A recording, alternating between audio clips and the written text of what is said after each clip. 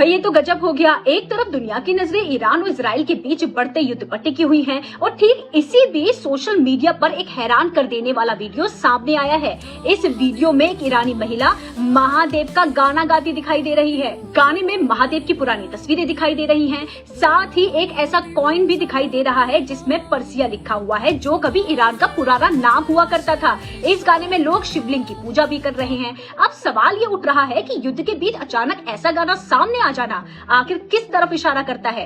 क्या ये सिर्फ एक संयोग है या इसके पीछे कोई गहरा संदेश छुपा हुआ है? फिलहाल सच क्या है ये तो वक्त आने पर पता चल जाएगा, लेकिन तब तक आप इस वायरल गाने को सुनो और खुद तय कीजिए कि इसके पीछे कहानी क्या हो सकती है।